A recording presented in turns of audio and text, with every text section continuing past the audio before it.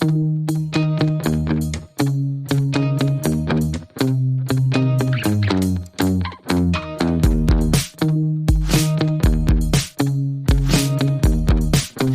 listening to The Andres Segovia Show.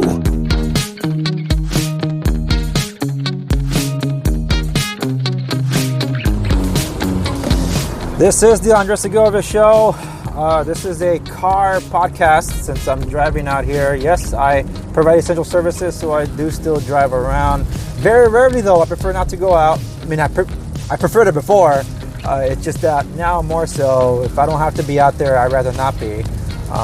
Just for precaution's sake, looking after others too. But anyway, that's not why I'm messaging right now. If anyone's familiar with that hashtag support small business, now it's going to be more important than ever, because I've been covering as many articles related to economic issues as I can that affect people, whether you're a tenant or a homeowner or a landlord. Look, I'm just going to say property owner. I'm going to try to stick to that. Property owners will include homeowners and landlords altogether. There's this belief that if you own a property, you must be one of those large corporate conglomerates. It's far from the truth.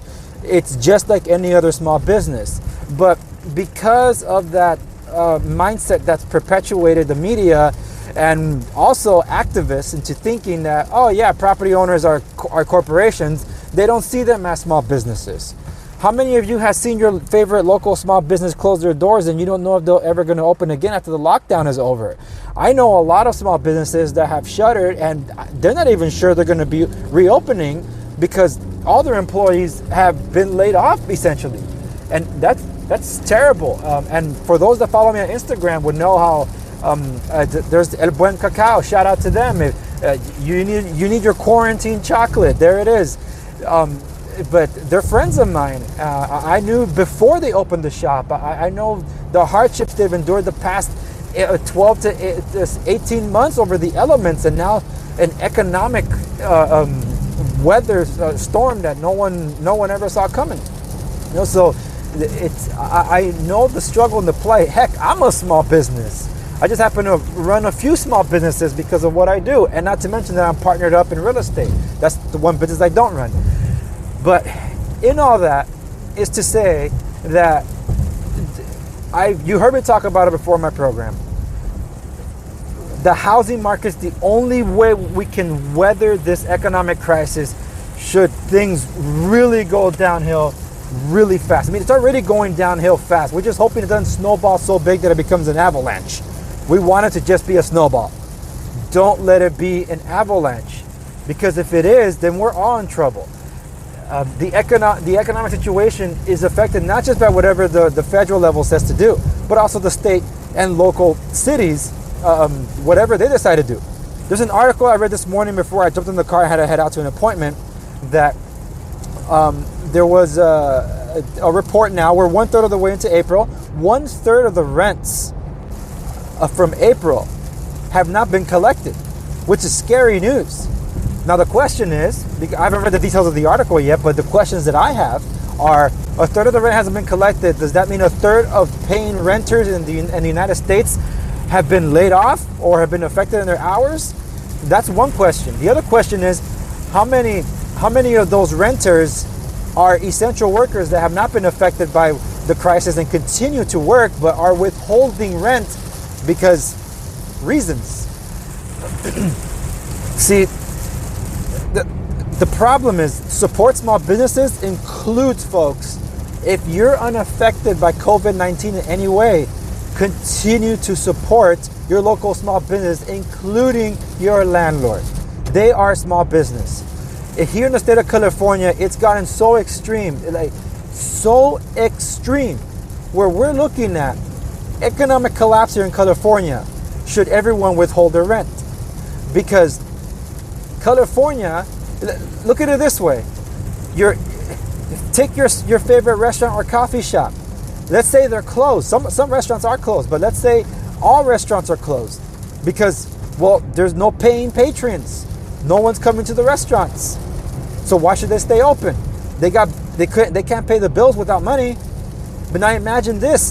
The state of California tells all those restaurants and coffee shops to open their doors, to continue paying their bills, and give food and drinks to everyone coming to the door, but no one will pay them a dime. Okay, so how are they going to pay for the supplies to make the food and the drinks? How are they going to pay to keep their overhead, such as the lights, well, all the utilities that are involved, all the insurances that are required, and to also somehow comply with all the health restrictions and paying the fines that the city requires?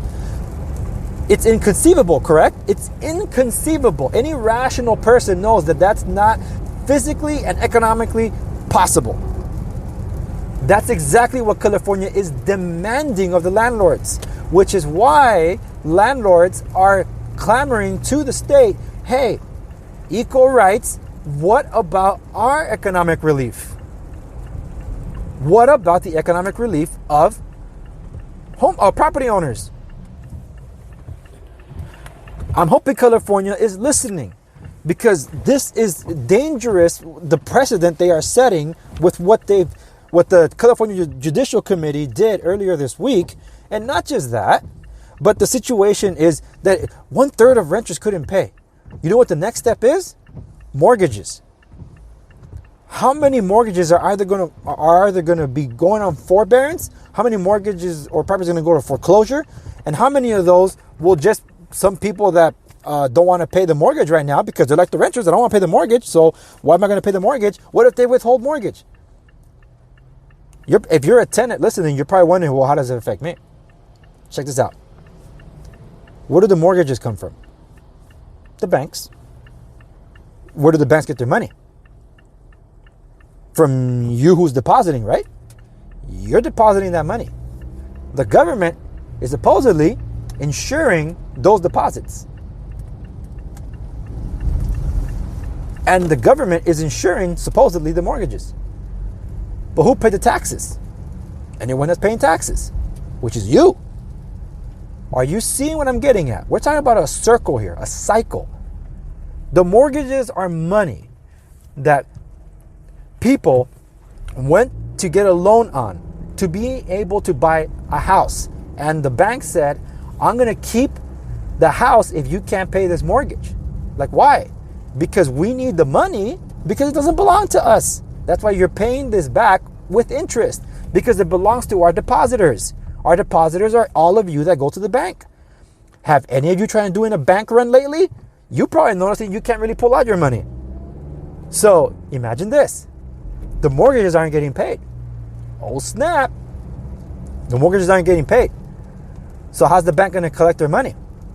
And now the government is probably stepping in and saying you can't do foreclosures at the moment. So then, okay, you can't foreclose on the house, and you can't sell the house. And even if you try to sell the house, if there's no one to buy it, who's going to buy the house? Done, done, done. Are any of you grasping what I'm telling you here? This is, we're all in this together message. For those of you that are unaffected by COVID-19, whether you're a property owner or a tenant, do your due diligence. Keep the economic engine going. Those that can should. And those that are affected, we all understand. But for those that want to exploit the situation, whether you're a tenant or a property owner, don't. You are hurting others by doing so. So please, we're all doing our part. Stay strong, everybody. We are in this together. Anyway, I needed to get that out there because it's been a little crazy lately. But anyway, stay tuned to the program. You know where to follow me, www.theandresegovia.com. Stay tuned for more updates as I know them. All right, I'll see you in the next one.